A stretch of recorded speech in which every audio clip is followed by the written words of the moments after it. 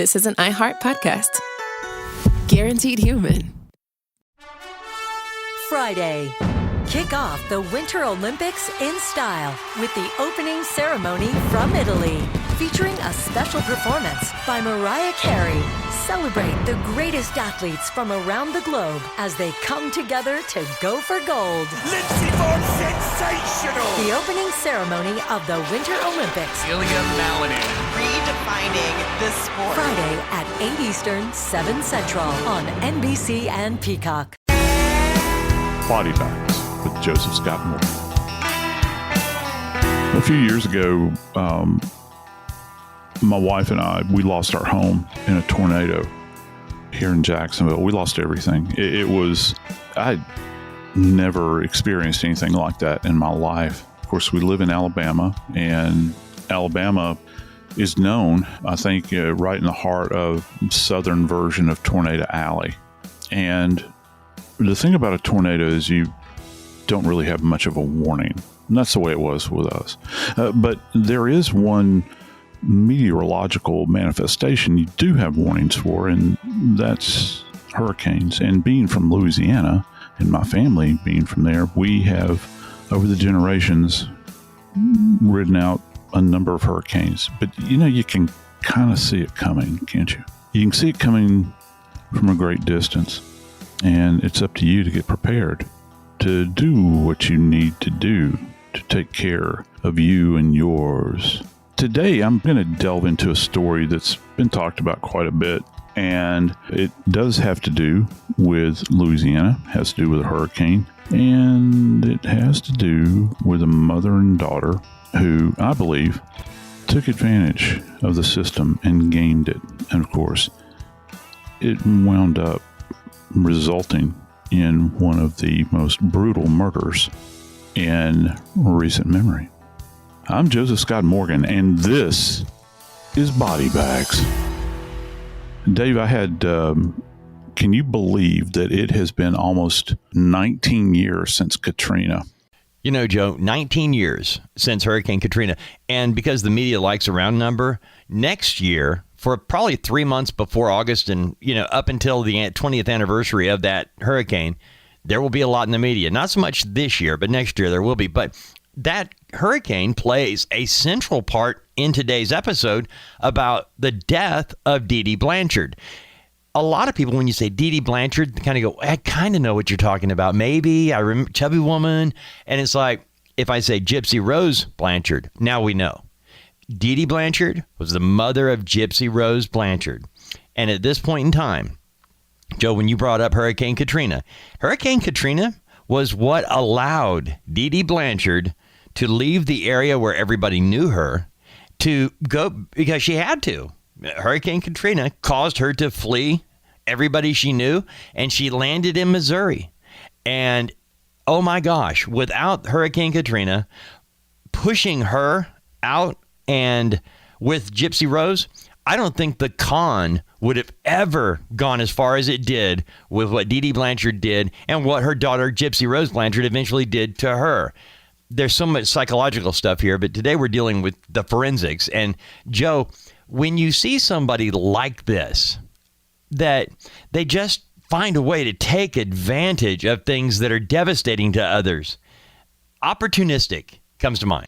There are opportunists everywhere you look, and I don't know that I could magnify that any more than turning the spotlight today on Dee Dee Blanchard, the mother of Gypsy-Rose Blanchard, because you talk about a gamer. You talk about somebody that knows the system, knows how to weasel their way around the system, and that will turn anything within her realm into a utility that she can use to not just survive, but literally to enrich herself at the expense of anybody else. It's arguably one of the most disgusting things in the world. And of course, what's really bad is she's the victim of our story today. Yeah, she is the victim of the story, and in the sense that, she's a homicide victim, and obviously one of the most talked about cases, within, I don't know, the last 2 decades, 3 decades.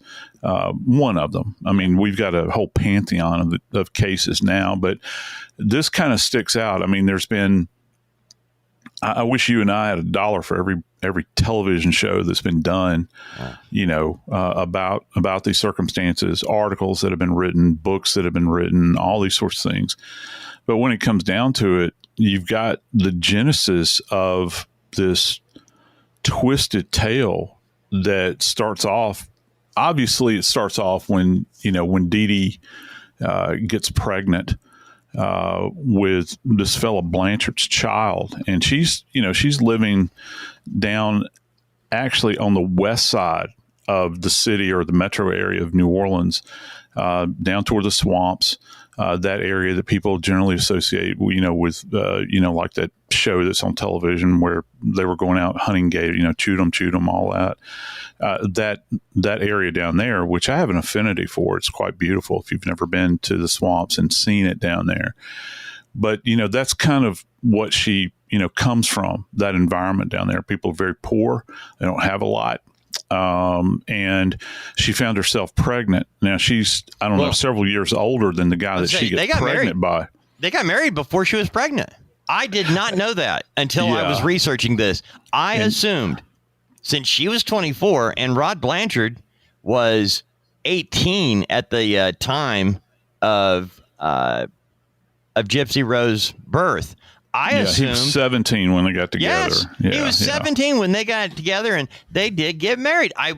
That just shocked me. I just assumed he got her pregnant and they got married, or they got, any number of things, but not got married and then got pregnant. So, do you know where the name Gypsy-Rose comes from?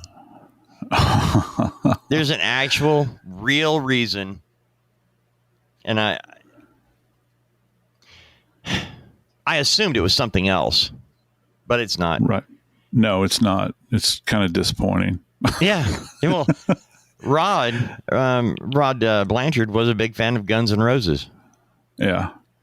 That's where the Rose part came from. I had no idea. I know. And Mom liked the name Gypsy. And of course, now Gypsy is like a pejorative term, that people get in a twist about. I don't know if that population, that segment of the world population actually is offended by it, but there's people out there that are professionally offended by everything.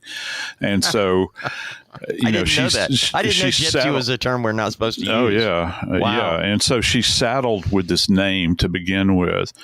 Wow. And that's essentially how this child starts her journey in life. To back up just a little bit, when we mentioned the story is about the murder and aftermath of Dee Dee Blanchard. When Dee Dee Blanchard and when Dee Dee married Rod, and they had Rod had already decided to leave before Gypsy-Rose Blanchard was born. They were no longer cohabitating together. He had left, and the reason was real simple. Dee Dee, you mentioned a minute ago, was an opportunist. She was a con woman. She was a con artist, and he realized that fairly early on. This is not an honest person that I want to be with. So even though she's pregnant and even though they're married, Rod got away, and Dee Dee did what she became the victim, professional victim, by using her daughter from her infancy, claiming that Gypsy had sleep apnea as an infant, that she had sleep apnea. That was the first trek into the hospital. And in a matter of months, and she was a nurse's aide. Dee Dee Blanchard knew of plenty of different issues, medically oriented, that she could utilize to make claims that you don't have to, you can't really prove. Kind of like if you're a rich bum, you come from a family of wealth, but you don't really have a job or a career, you can claim to be a photographer. You can claim to be a writer. You don't actually have to prove anything to claim those as careers. Filmmaker. There you go. Film producer. There you go. And that's what Dee Dee Blanchard realized. There are a number of medical maladies that one can say their child has based on symptoms that only you can see and require treatment.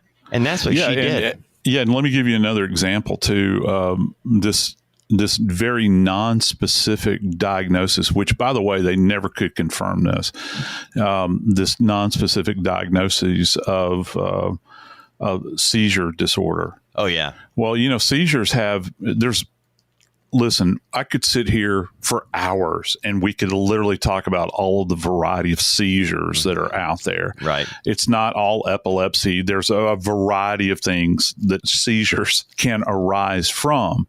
And so you think about this, it's very non-specific. You get this kind of sense for this. And right you are, Dave, about Dee Dee Blanchard. She had a peek, if you will, behind the curtain relative to the medical world and the world of medicine and treatment. And I don't doubt that probably in her work as a nurse's aide, she had encountered people that were, in fact, gaming the system. They're everywhere. But I can tell you this, after much planning, she played the medical community and even more broadly, the communities that she landed in like a fiddle.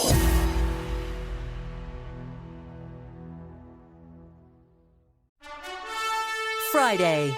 Kick off the Winter Olympics in style with the opening ceremony from Italy, featuring a special performance by Mariah Carey. Celebrate the greatest athletes from around the globe as they come together to go for gold. Lindsey Vonn, sensational! The opening ceremony of the Winter Olympics. Ilya Malinin. Redefining this sport. Friday at 8 Eastern, 7 Central on NBC and Peacock.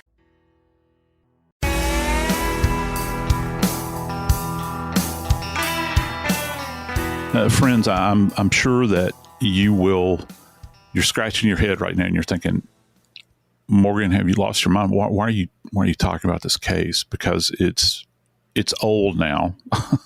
It is an old case. Well, the reason I'm talking about this case today is that, and I've told you about this, Dave, my inbox, my email from all of these news outlets, I started getting hit, I guess it was this past Monday, because people were losing their minds over the fact that these crime scene photos from the Dee Dee Blanchard homicide had apparently been kind of, re-injected into the public forum, into the conversation. They've been re-released and now they're making the circulation around. And so people, I had these folks reaching out to me about the graphic nature of them. Some people even want me to hold forth on the idea of why people want to see these images.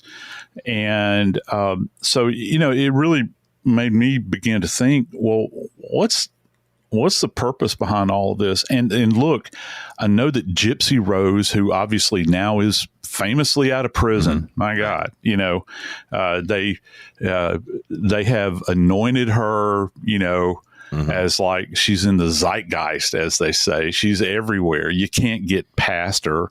Yeah. She's out there. She was with a boyfriend. She thought she was pregnant. Then she's going to get some kind of television show. She's had a nose job. Now she's getting married. Now she is pregnant, and all of this stuff. And, Dee Dee's, I'm going to make a really dangerous comment here right now. Are you ready for this?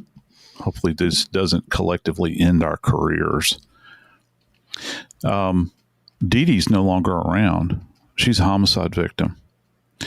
So I guess my question is, who is it that's out there that is now using Gypsy-Rose for their own benefit?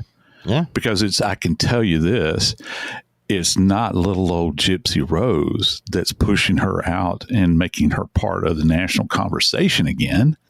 This person, she has utility for other people, just like she had utility, I submit to you, just like she had utility for Dee Dee. And now she's out there and people are drinking this in and day out. They can't get enough of it, Dave. So you're suggesting that Gypsy-Rose is taking advantage of what she did? Yes. And also I would tell you that people that have a lot of money a lot of money in media and entertainment also see the opportunity to exploit this situation. I think that 2 words there, opportunity and exploit. Those are 2 things that Gypsy-Rose learned early. And those are 2 things that are learned in media and those who take advantage of certain stories and exploit them. And I don't know why people want to look at crime scene photos, but I know this, Joe. We go to movies all the time to see the gore. We see fictionalized gore, and now over the last however many years, we see more reality. Not me. I only watch rom-coms, Dave. Yeah, and you only read Playboy for the articles. But when you get right down to this, you've got plenty of people that are interested because we watched this child that we thought was sick, that had all of these issues, and her single mom just struggling to make things work. And we saw the video. She was named, queen of this and king of that. I mean, the awards came in from experts. Oh, yeah, I was fascinated. And, I don't think I remembered that necessarily because this stuff gets so piled on and layered. Right. You forget that every little spot that she kind of inhabited, Dee Dee would use that opportunity to insert this child into these and all the while, hey, get this. You talk about a lot of activity going on behind the scenes. So as she's outwardly promoting the horror of all of these so-called ailments this child had, she's backstage, telling them to do things like, she's drooling really bad. Let's go ahead and take out her salivary glands. Right. Just let that resonate with you just for a second. If, there's a term that's used, and it generally applies to people that work, that are former military types that go and hire themselves out, and it's called mercenary. Mercenaries have more honor than this. Right. Mercenaries are going out selling their skill set to the highest bidder. She's literally using her daughter as a product at this point in time. And Gypsy-Rose knew it, because while her mother, just to give you a very quick look at this, Gypsy-Rose Blanchard was honored as the 2007 Child of the Year by this Oli Foundation that they're advocating those who have to use a feeding tube. Now, I don't know that this is a huge deal. Like, do people that have a feeding tube get picked on? I don't know. I just know that this group raises money to raise awareness for those who have to have a feeding tube. And Gypsy-Rose Blanchard was the foundation's Child of the Year because she had a feeding tube. This is a girl whose mother lied about her age so that she would be younger and had her use a feeding tube that she didn't need to get her nourishment. Gypsy-Rose Blanchard was on a liquid Pedialab, Pediasure, Pediacare, things you give a child that is sick, that they can. She had that till she was in her 20s. This is how deep this went. And by the way, when Gypsy-Rose Blanchard was told by her mother, you have muscular dystrophy or muscular sclerosis, you have to use a walker because your legs don't work right. And even the little girl's going, they seem to work fine to me. She's raised on this going, but they could give out on you at any moment. You need to use these, Then she is this little girl who's so sick is in a motorcycle accident with her grandfather when she's 7 or 8 years old. She skins her knee.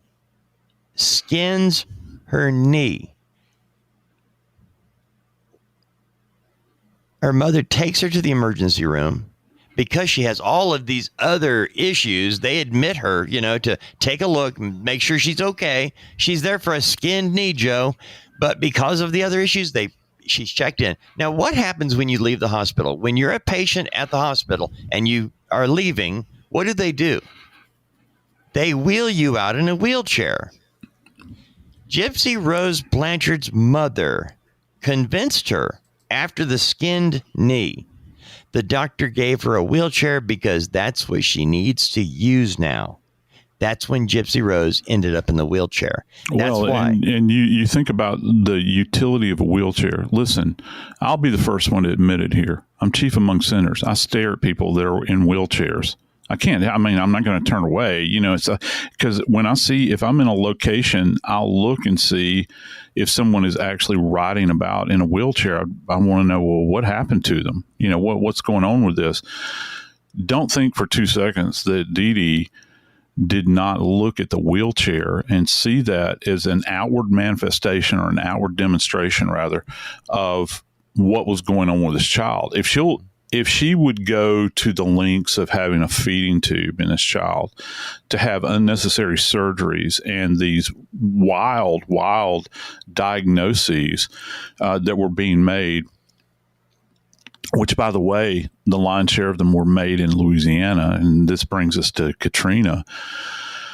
You put forth this supposition that she's been diagnosed with MS, and that now, because of Katrina, they have to be evacuated, where they were living in Slidell, Louisiana, which is just, if you follow I-10, it's just to the east of New Orleans. You have to cross a part of Lake Pontchartrain to get there.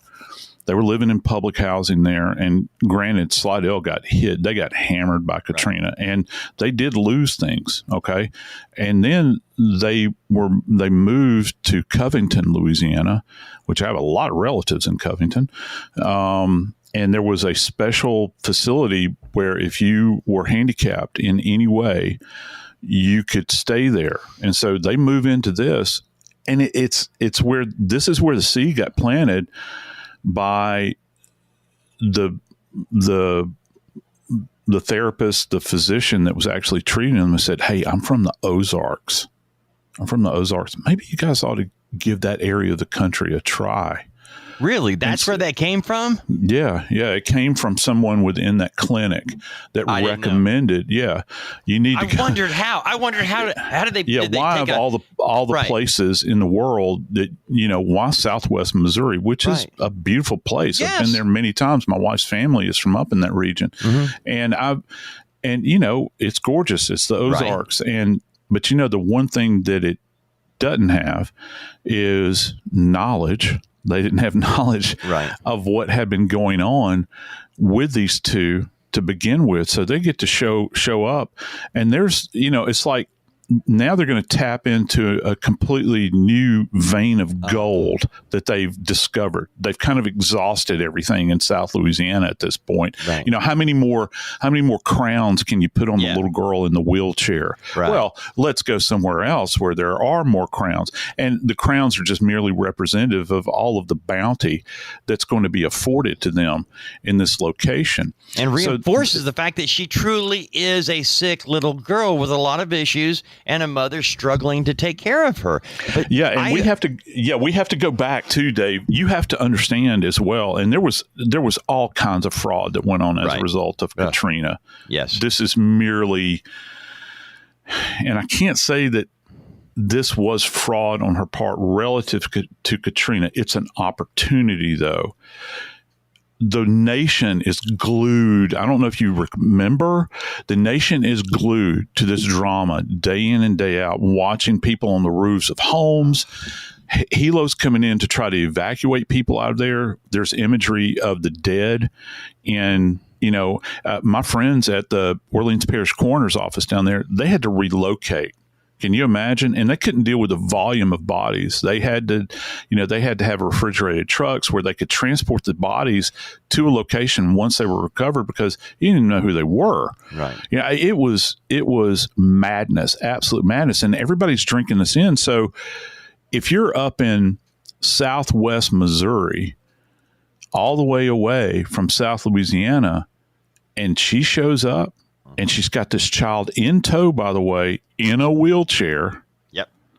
With a feeding tube. And they say, more porridge, please. They're there in this environment where they can leverage every bit of this. And these people, oh my God, these people from South Louisiana, they've been through Katrina. Oh my gosh, they've been through the ringer. Let's open our hearts. And God bless them. I mean, the people up there just gave and gave till it hurt. Yep. And, and she saw the advantage in that. And she saw when people had questions. because experts in the field know how this plays out, and they know what somebody with these issues looks like, acts like, talks like, sounds like. And yet, when questions came up about previous diagnosis, previous help, surgeries, what have you, sadly, it was all lost in Katrina. And so you have to trust this woman who has gamed the system to tell you what's really going on with her daughter that you see is certainly in bad shape. She's in a wheelchair. Her hair is, a lot of times her head was shaved, and her mother claimed it was from chemotherapy or chemotherapy. something. And this is the term, this is what she had, if I remember correctly, let me see. It was, we're going to go ahead and shave your head because you're going to lose your hair anyway. It's best that you go ahead and get used to this, and we're going to slap a wig on you.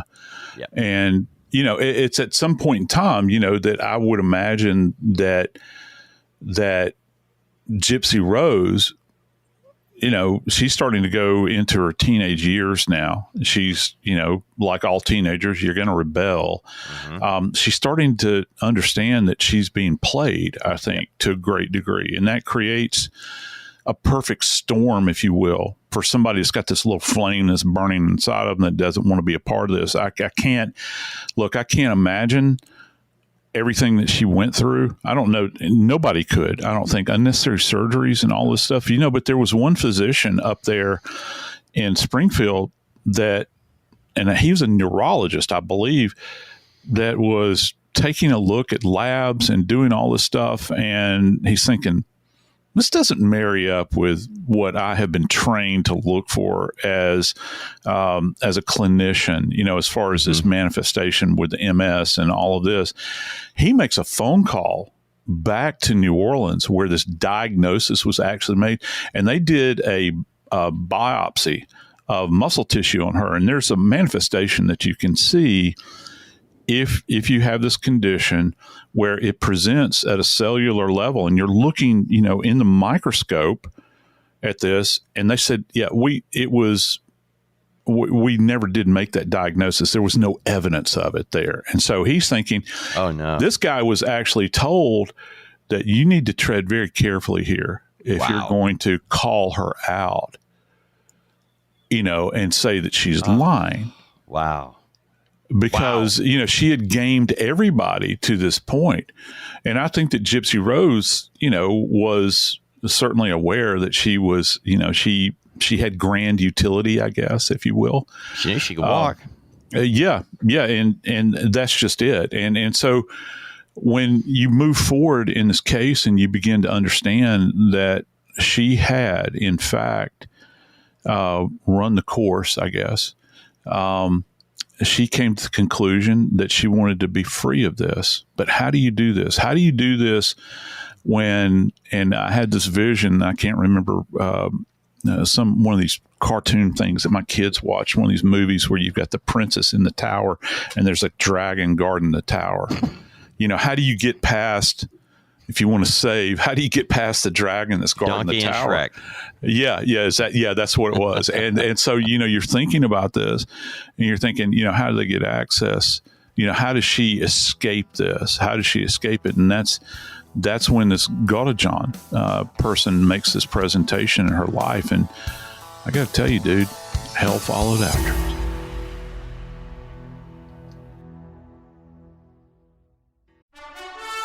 Friday. Kick off the Winter Olympics in style with the opening ceremony from Italy, featuring a special performance by Mariah Carey. Celebrate the greatest athletes from around the globe as they come together to go for gold. Lindsey Vonn, sensational! The opening ceremony of the Winter Olympics. Ilya Malinin. Redefining this sport. Friday at 8 Eastern, 7 Central on NBC and Peacock.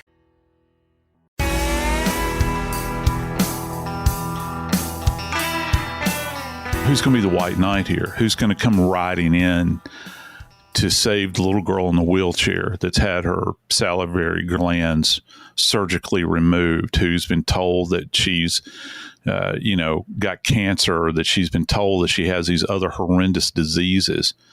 It smacks of, people throw around the term Munchhausen-by-proxy syndrome.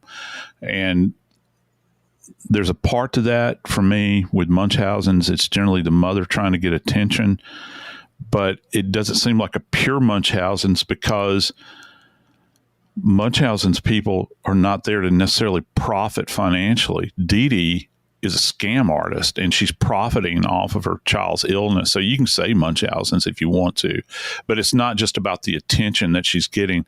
It's about everything that comes along with it, Dave. Her financial survival was based on the illnesses suffered by Gypsy-Rose, the daughter. Gypsy-Rose was 21 and playing much younger than her actual biological years. And she was using the internet, and this is 2012. All right. We're not talking about a time before the internet. We're talking about somebody who is inside their home with access to the internet and a phone and everything else. And that's where she meets. You mentioned his last name, Godejohn. Nicholas Godejohn, right? Godejohn, yeah. All right. Nicholas Godejohn. Gypsy-Rose communicates with him online through a Christian singles website. Innocent enough. He's from Bend, Wisconsin, and she's there outside Springfield, Missouri. As they meet and develop an online relationship, Gypsy-Rose is starting to confide in people, in particular a next-door neighbor who's a friend of hers, talk to her like a sister. And she's talking to this neighbor about eloping with Godejohn, that they've communicated at this point where Godejohn has, you mentioned the White Knight. Who's going to get her away from this overbearing mother? Obviously, Gypsy-Rose knows she doesn't have all these maladies that she's pretending to have. She does her squeaky voice. Granted, she doesn't have much education. Word is that she probably only completed maybe first grade, maybe not.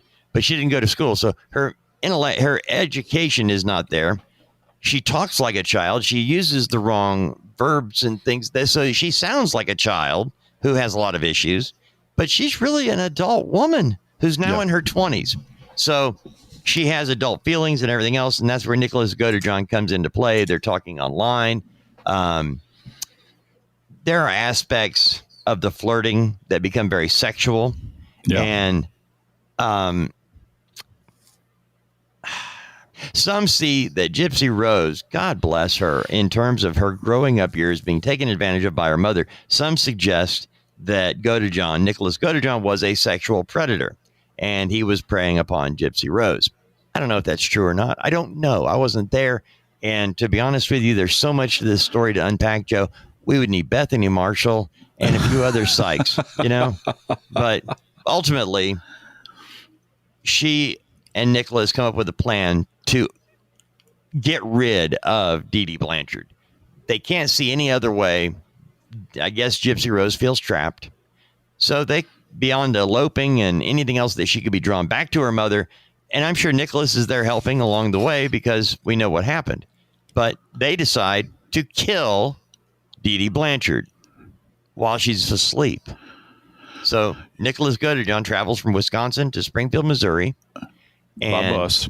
Yeah, by bus. I think she had sent him the money in order to facilitate this. Yeah, and here's the thing, Dave. So when they had gotten past, kind of the whole online thing where they're getting to know one another, and they get off into this kind of sexual deviant kind of thing that's going on in the world of the internet sense. Gypsy-Rose had told him that if he showed up, she would have everything set up for him. Now, he was familiar with the home. Obviously, he had been there. But here's the thing about it. Timing had to be just right. So people that say that Godejohn, who has some pretty serious mental issues to begin with, and has an IQ that is in the low end, all right? Mm-hmm. I think that he could probably be pretty easily manipulated. She's furnishing everything. I mean, everything from duct tape to a knife, all of these sorts of things. But she's also furnishing him with a timeline and when mom is going to go to bed, when's the best time to do this sort of thing. And this is played out very distinctly. And this brings us back to, our conversation today about the photography here. When you see, I have seen this myriad of photographs that have come out, this crime scene photography that's come out, and it's really, really, it's very graphic stuff. That he had to have an awareness of what was going on. So to say that he did this solely on his own, he may have been the perpetrator as far as it goes to plunging this knife at least 17 times into Dee Dee's body as she lay there in bed.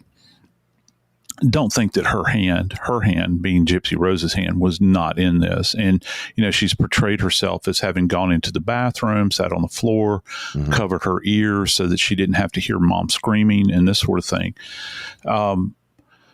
You ever wonder how much truth there is to that, Joe? Yeah, no, I have. And here's something, and actually my wife Kim had pointed this out to me. She was like, wasn't Dee Dee like a kind of a big, robust woman? Yes. Yeah. And he's not pretty tiny fellow. And so I'm thinking, well, did he truly pull this off by himself? Did he facilitate this?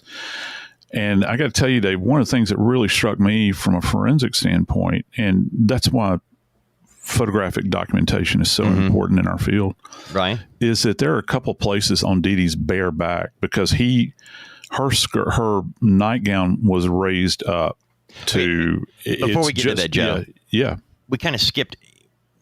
Go to when Gypsy-Rose Blanchard and Dee Dee go to a doctor's appointment.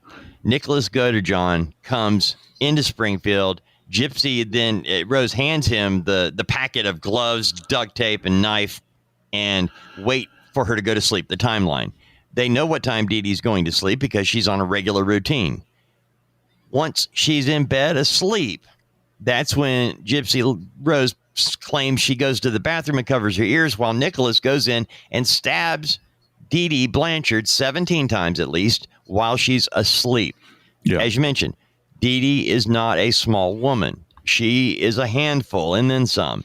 So the idea that unless his first thrust of the knife somehow made it impossible for her to fight back, Joe. Yeah. I'm not picturing it. And because she does have some extra weight on her, some extra bulk, I'm not guessing that first knife is enough to take her out. Yeah, I think that it would be, it's certainly, it would be a mammoth undertaking, I think, for him to, well, first off, it'd be dumb luck, I think, to have a lethal strike. Right. Lethal. That's what I was after. Was lethal. Of course, she does in fact have a very nasty injury to the back of her head. And some people have, or to the back of her neck. And some people have characterized this as almost a decapitation. Wow. I've seen this injury, and you can see down through the layers of fat to the subcu fat in the back of her neck. Dave, this is not a stab wound. This is an incised wound. Okay, so now there might be stabbing that's associated with it within the wound, but the back of her neck is literally opened up. And then she's got multiple stab wounds. And interestingly enough, the medical examiner / coroner that was present at the scene, they have a gloved hand on in the photograph, and they're pointing specifically to the insult at the back of the neck. You can see them there. You can't see the person. You just see their gloved hand pointing. And that's something that we do at crime scenes, because we're not going to clean it up there. You don't want to do that. You want to have it in pristine condition, untouched. Right. In that environment, because if you wash, and you and I have talked about this, if you wash or wipe away anything, you're destroying evidence there. You have to be able to contain it. And that's what they were doing. And they're pointing to the number and the clustering of these injuries. But Dave, you know what? One thing is really fascinating about this that I saw, I think I saw two of them. There's a transfer bloody handprint on her back, her bare back, where you can see that a hand has been placed, and it's in the, and I've seen this happen before. I famously had a domestic abuse case many years ago where this guy he would take his belt, he'd get drunk, he'd take his belt off, and he would beat his wife with it. And then he drank, and he passed out on the sofa drunk. He had beaten her with a belt. The belt was still laying on the floor, and she got on top of him, and there were bloody handprints all on his back. She broke the knife blade off in his back. Wow. As a steak knife. I'll never forget that. But you could actually make out, and I use this to teach my students about trace evidence and transfer evidence and this sort of thing. You can actually see this on her back. But I think you could see the handprint on Dee Dee Blanchard's back. You can. Now, Clearly demonstrated. Now, you mentioned that Dee Dee Blanchard has been stabbed at least 17 times. She's got the wound to the neck.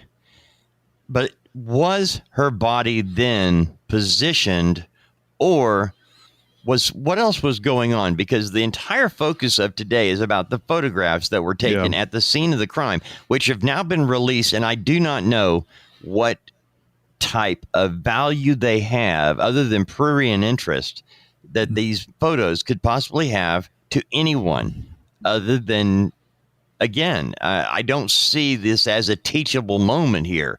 But the photos that are taken. Yeah, it's teachable in the sense that if you're running a forensic science program or crime scene program somewhere, and they're not the best quality photos that I've ever seen generated from a crime scene. All right, it's not how important are these photos? How important are crime scene photos? I'll tell you how important it is. It's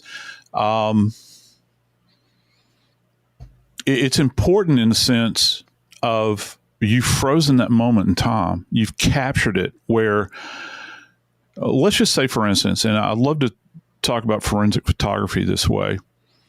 You're there, your eyes on as an investigator, where you are snapping these photographs to tell a story about what actually happened. This case, let's just say a case like this might go unsolved for 50 years. Well, by the time the case makes any headway, everybody that worked that case is either retired or dead. Right. So all we have to rely on is the photographic documentation, any kind of notes that were taken at that moment in time that can take us and transport us back to that moment in time. That's why it's so important when you do crime scene photography that you have frozen those moments, Dave, to the point so that, and you make it so, dude, you make it so clear that when these new investigators get their eyes on all of this documentation, you literally transport them back in time, Dave. Just think about how powerful that is. One of the things I think about is like the Hindenburg blowing up. You know, that film reel. It was just like the first time something like that ever happened. Like documented in real time. You know what I'm saying? Yeah. And how horrific that was. But you get a sense for that moment in time. You're transported back. Well, with crime scene photography, one of the things that we do is, just so that to give people kind of a primer about this, you imagine Dee Dee Blanchard's body as the center of a clock face, okay? Or the center of a compass is actually a better example of this. If possible, I'm going to start off on all 4 points of the compass, taking what's referred to as macro photographs. That is in the broadest sense, where I'm going to be extending out to the most distal western, eastern, northern, and southern perspective of this body. Then I'm going to move in about half that distance and do it again. And then half that distance again and do it again, all the while kind of tightening down that focus. Because if you think of yourself as observing something, let's say you've got damage to your car and you walk out, you don't just look at the damage to your car that's in your driveway and walk right up to it and say, that's it. You're going to get a wide, broad-ranging perspective because your perspective might change. And every view that you have of the scene is going to be lost after that body is gone. Maybe long after this little, Habitat for Humanity home is taken down to the ground at some time in the future. You're frozen that moment in time. And so when you get down to the nuts and bolts, when you get into the micro photography here, and I say micro, I'm using that very, very loosely. Mm-hmm. It's not like we're using a microscope. I'm just talking about macro, broad, micro, small. And you begin to look at those little details. That's why I wanted to point out the handprint to you, or the nature of the stab wounds. I can see that stab wound at the scene, even though it's crusted in blood. I can appreciate the scene that this is a single-edged weapon. Okay, well, if I can delineate that, I know that I'm not looking for a dagger. I know that I'm looking for a blade, for a knife, for a sharp instrument that only has a single edge to it. So that kind of narrows things down, doesn't it, at that point in time? And any of the other associated... and you can tell it from a picture? Yeah, pretty clearly. You see it better in the morgue once it's cleaned up, but for our purposes... there might be that moment in time where you're standing there with a detective, and if you're doing the examination, you say, look at this, and you see that it is single-edged. And a single edge, I always tell people a knife wound looks like a winking eye, and it kind of does. If you imagine the outer portion of the eye is where the actual blade is. The inner portion of the eye is kind of the blunted backstrap of the knife itself. And so you're looking at this, and then you can get an idea, Dave, also in the orientation of how the weapon was held. Now, I'm not saying people always ask me, can you tell if the individual is left-handed or right-handed? That's very difficult to do. There are people out there that say that they claim they can do that, and I'm sure that there are. It's not something I would want to try, but I can tell you the orientation of the knife. I can tell you that they were holding it so that the blade, the sharp edge, was oriented to the left or to the right. And if it's oriented to the left and the right, because you're talking about 17 injuries, well, you have to. The idea is that they changed their position relative to the attack. They maybe changed hands, went to the offhand, and they got tired. Stabbing somebody is something that is physically taxing to undertake. And so you're documenting that all along. I guess the question that I would ask is, what's the public's need to see this? Right. That's my whole point, Joe. When you told me these pictures we're getting out there, I thought they were like pictures that had been edited, that things have been blocked out. And we're talking about real crime scene photos that have made their way into the public on purpose, apparently. Yeah, they've been released on very broadly. I mean, they're worldwide now. I mean, they're on a Google Drive that somebody just kind of released. And it's my understanding they have been released before. But again, we go back to this idea. Doesn't this come full circle? Yeah. We go back to this idea that it's all a show. It's all a show, Dave, because now we're super saturated in the media with Gypsy-Rose Blanchard. We're following her life. We're seeing everything that's gone on. And let me throw this out to you. As kind of the cherry on top of the sundae, not only do we get to see Gypsy with her plastic surgery on her nose, not only do we hear about her breakup with her boyfriend, not only do we hear she's getting married, not only do we hear that she's pregnant, but to round it all off, let's show the images of her slaughtered mother, regardless of how you might feel about Dee Dee Blanchard. Ask yourself this. What's the purpose? I know it has nothing to do with forensics. I'm Joseph Scott Morgan, and this is Body Bags.